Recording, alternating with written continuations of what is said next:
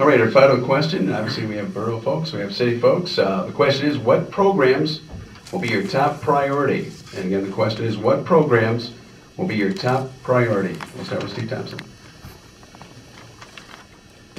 What programs?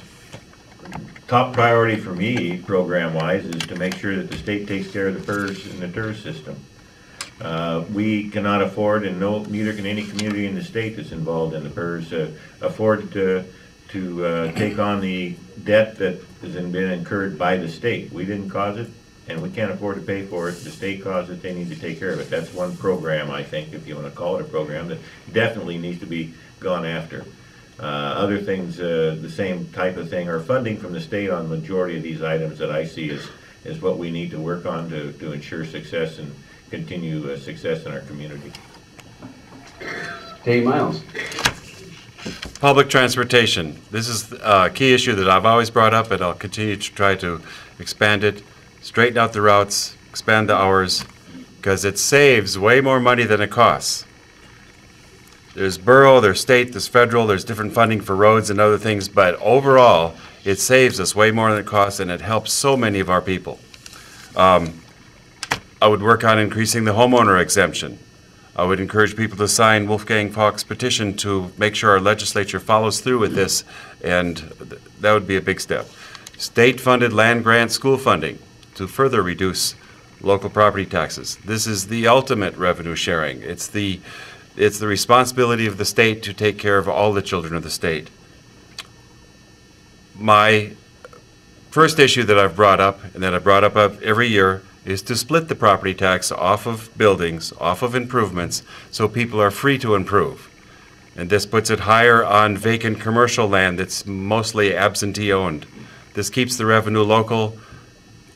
It stops idle land speculation, but frees up people to actually develop their land. Thank you. Valerie Therrien. Yes, my top priorities is probably resolving the PERS-TERS issue on a permanent basis. Once we get beyond that, and Michael Lamb, our fiscal officer, has just been leading the forefront on that and is an expert on it. After that, if we can resolve revenue sharing so that we have a known amount of money that we're going to get every year, so we don't have to just keep worrying about whether or not we're going to cut budgets, then I'd like to spend time working on reducing our energy consumption and having the borough government be the leader in innovations and changes in our use of energy so that we can save the taxpayers money. And finally, you know, there's a lot of things that we need to do as a borough, but getting ready for the pipeline, making sure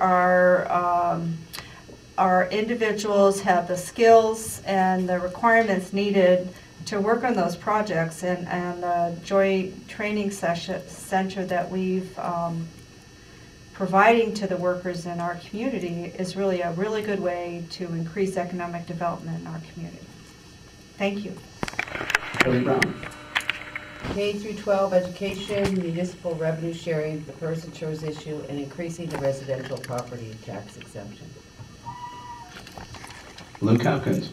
Well, the past liability in PERS-TERS is a huge issue, and it's not settled yet. The legislature will still be wrestling with it, whether various entities call it a three-legged stool or four-legged stool. It is in the end game, and that's something that we all need to work towards, and that's one of my main issues. The revenue sharing, I'm working on I'm a board member on the Alaska Municipal League that has worked to introduce the current bills that ask for 6%, funding equivalent to 6% of natural resource revenue be allotted for revenue sharing. That's what our communities need in the state. I would work for that. The other piece is the moving issue of school funding right now. That was looked at over the summer. That report is now about to be before the legislature in January, and if that doesn't come out right for our community, we will have to be we could be reaching into our pockets for a lot more local contributions, and that's what I need to be working on to make sure that we protect that we still have adequate funding for our education, but we're not having to reach into the pocket for higher mill rates the way one of the proposals was. Mark Ames. Thank you. There are some things that the financial officer of the borough just can't do, you know? And so the city of North Pole, Fairbanks, and the borough was followed by some 40 communities across our state in the 90-94 campaign suit filing of the Hickel administration. I had been a campaign coordinator.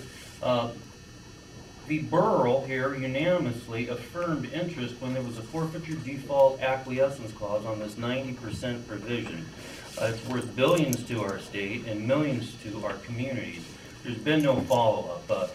In short, I support transit, education, increasing the homeowner exemption, the land grant school funding to reduce local taxes as well, in accordance with the U.S. 1867 Morale Act, Land Grant School and Homesteading Act. There are many things that can be done, but for some reason, and I think it's found in the term acquiescence, local representatives on both the city and the borough, currently up for re-election, have not done, and those running from the past currently have not followed up. Again, I'm a local resident, a grateful native-born Alaskan American, and I'd like to see these things pursued. Thank you very much. Chad Eberhart. The city needs to focus on revenue diversification. You hear a lot of talk about sales tax like it's some magic solution. It's not, because you have revenue caps. You can only raise so much money. The administrative cost of sales tax would mean you'd end up with less revenue to work with at the end of the day. But we need to diversify revenue, get the property taxes down. I've been a homeowner. I felt my property taxes are too high.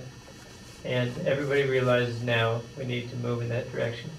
As has been mentioned, the unfunded PERS liability is a huge issue. We need to keep pressure in the state to try to solve that at the state level. And public safety, those three main areas. Wolfgang Falke.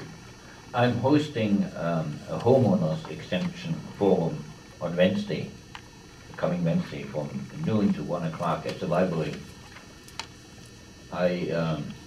It is not enough time to explain it in any of those forums what is really going on.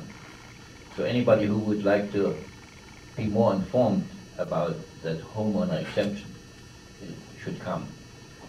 And that's the reason why I run for both the city and the board. It's the most important issue to be solved as far as financing of our government goes. That homeowner exemption will not reduce the revenue to the board or to the city. It will just shift the burden, the unjust burden of the homeowner to the people as a whole, because they're all consumers. Thank you. Terry Strle. Thank you. Certainly on a statewide and working with the legislature, it would be PERS and the property tax exemption, as well as revenue sharing. On a much more local level in the city, my priorities would be diversifying our revenue as well as public safety. Thank you. Tammie Wilson. Well, I don't know if it's a program or not, but I think we need to reduce our budget. I think we need to be spending less before we start asking people for more. So I'm not sure what program that follows underneath, but I'm also really excited that we do have the Fairbanks Training Center here. I think we should do whatever we can to support it. It helps our young people as well as helps those who are in the field now. The other last thing I think is we need to be more actively engaged with their representatives. They need to go forward with the homeowners exemption, the revenue sharing, and PERS and TERS, and any other unmanned. And then they make the rules like the seniors, get the exemption, which is awesome, but they need to fund those things. Some of the problems that we have in the revenue that we're supposed to get is because we are not getting from the state what we're supposed to. So we need to actively work with them.